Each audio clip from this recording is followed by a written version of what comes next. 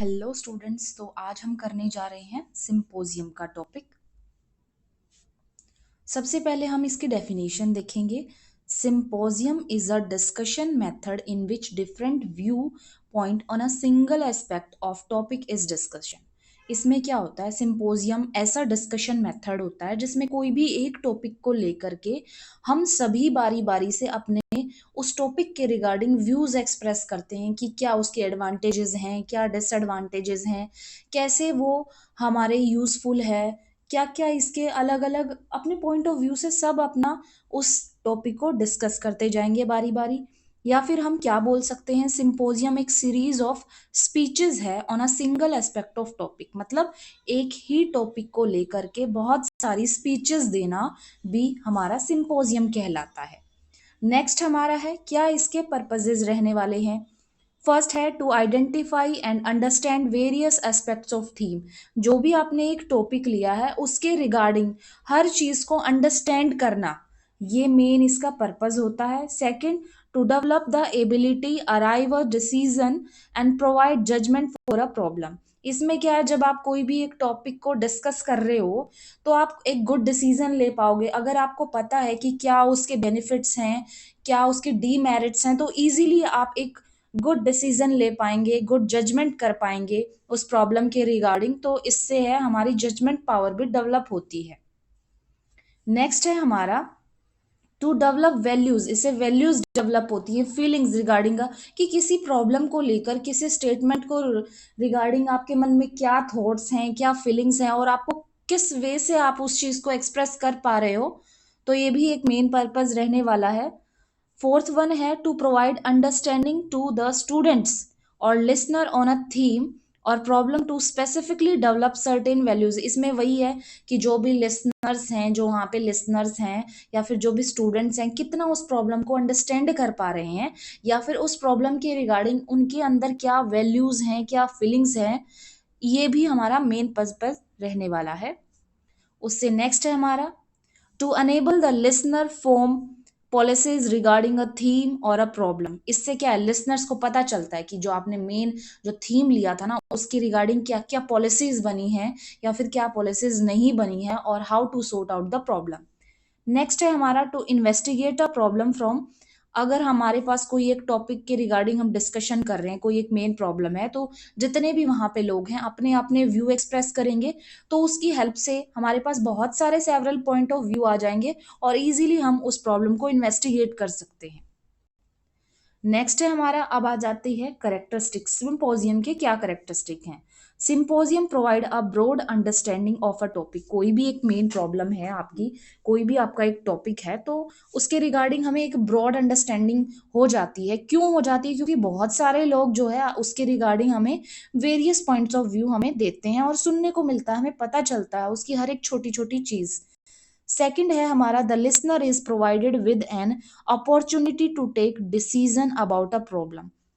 Easy सी बात है, अगर कोई टॉपिक डिस्कशन कर रहे हैं, हमें उसके सारी चीजें मालूम है तो इजीली हम जो है डिसीजन ले सकते हैं, कोई प्रॉब्लम ही नहीं आएगी हमें। नेक्स्ट है, this method is useful in higher classes for specific theme. ये जो है मेनली हाई क्लासेस में यूज होता है क्योंकि ये एक बेस्ट मेथड है डिस्कशन का। सेकंड है, it develops a feeling of cooperation. इससे क्या है, अगर कोई भी एक टॉपिक है उसके रिगार्डिंग जो है बहुत सारे पर्सन मिलकर डिस्कशन कर रहे हैं, तो क्या होगा, एक फीलिंग आती है कॉपरेशन की, एक एडजस्टमेंट की। तो ये भी हमारी चीज डेवलप होती है। सेकंड है हमारा, अगला है symposium, sorry, this method is also uses in, हमने ये पढ़ लिया था। नेक्स्ट है हमारा, Symposium technique helps in achieving the objectives of synthesis and evaluation. Symposium एक ऐसी टेक्निक है जिससे हम क्या अचीव कर सकते हैं कि कैसे किसी चीज की सिंथेसिस हुई है, कैसे फॉर्मेशन हुई है, और या फिर अगर कोई प्रॉब्लम है तो उसको समझना है कि कैसे कैसे आपका स्टेप बाय स्टेप करना है, और एंड देन लास्ट में इवेल्युएशन होता है। ठीक है, कैसे उस चीज की स्टार्टिंग करनी है, कैसे एंडिंग करनी है, कैसे क्या ट्रीट करना है, एंड देन लास्ट में हमारा क्या रिजल्ट रहने वाले हैं। तो ये चीज है।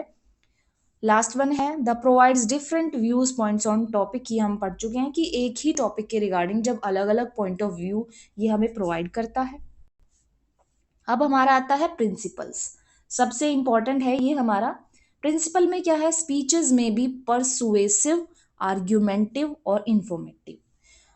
परसुएसिव क्या होता है कि ऐसी स्पीच होनी चाहिए जिससे दूसरा जो है वो मोटिवेट हो, कन्विंस हो जाए, कन्विंसिव जो है हमारी स्पीच होनी चाहिए। आर्ग्यूमेंटिव होनी चाहिए, आर्ग्यू करना है कि अगर ये नहीं है तो ये क्यों नहीं है, अगर ऐसा है तो ऐसा क्यों नहीं है। और इन्फॉर्मेटिव होनी चाहिए, ऐसा नहीं कि हम टॉपिक से रिगार्डिंग बात ही नहीं कर रहे हैं और कुछ और ही अपना बोले जा रहे हैं, तो ये बिल्कुल गलत हो जाएगा। तो इसीलिए ऑलवेज इन्फॉर्मेटिव स्पीच होनी चाहिए। सेकंड वन है original presentation is objective and accurate. जो भी आपकी प्रेजेंटेशन रहेगी वो ऑब्जेक्टिव होनी चाहिए और एकदम एक्यूरेट होनी चाहिए। नेक्स्ट वन है, जैसे अभी मैंने आपको बताया था कि इंफॉर्मेटिव स्पीच होनी चाहिए, आप देख सकते हैं। आगे है हमारा the method always include a summary. अगर आप कोई भी टॉपिक डिस्कस कर रहे हो तो लास्ट में आपको उसका कंक्लूजन करना ही करना है कि आपने शुरू से लेकर आखिर तक क्या पढ़ाया है। Each speech proceeds without interruption. अगर आप कोई भी अपना पॉइंट रख रहे हो तो उसके बीच में कोई इंटरप्शन नहीं होनी चाहिए, कि ऐसा नहीं है कि आप एक अपना पॉइंट एक्सप्रेस कर रहे हो और दूसरा उसी बीच में बोलने लग गया, तो आप अपना पॉइंट एक्सप्रेस नहीं कर पाओगे और ये चीज गलत हो जाएगी। नेक्स्ट है हमारा each speech proceed without interruption. अभी पढ़ा कि कोई भी इंटरप्शन नहीं होनी चाहिए।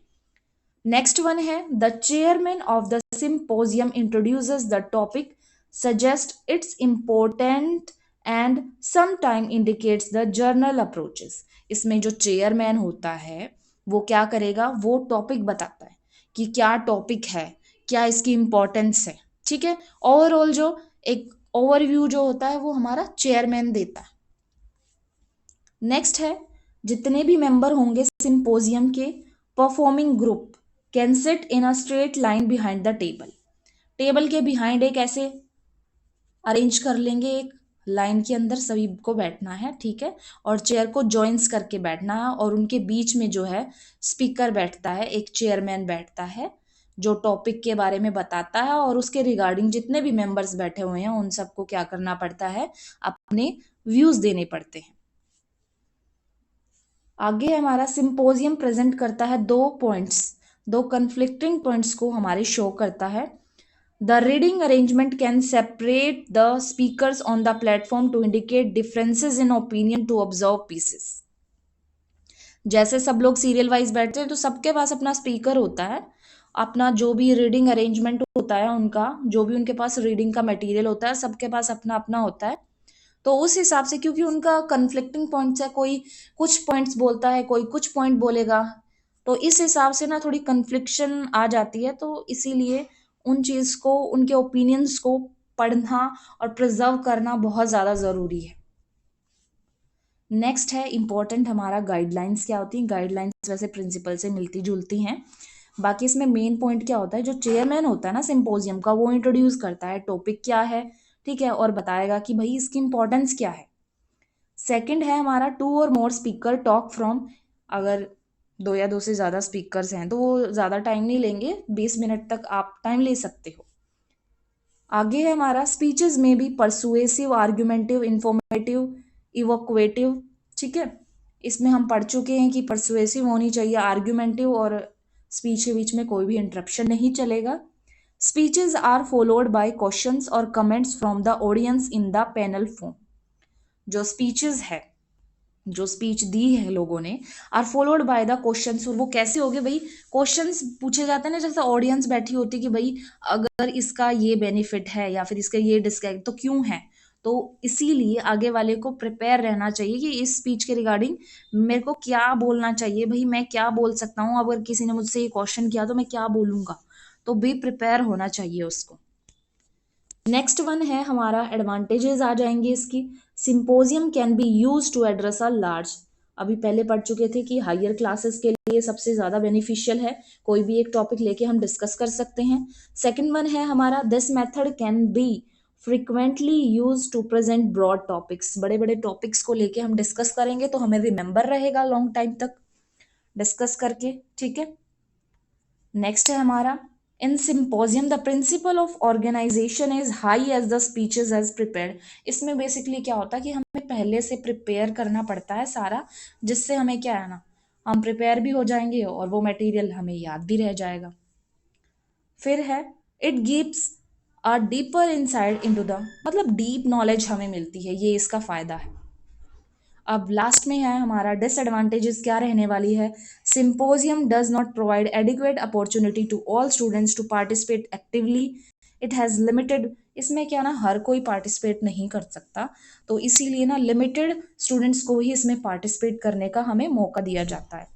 स्पीचेस, स्पीचेस क्या है, लिमिट टाइम होता है, ऐसा नहीं कि हम अपना लगे हुए हैं 1 घंटा 2 घंटा, तो ऐसा कुछ नहीं रहने वाला है, आपको लिमिटेड टाइम दिया जाएगा, उसके अकॉर्डिंग आपको प्रिपरेशन करनी है। नेक्स्ट वन है, question and answer session is limited.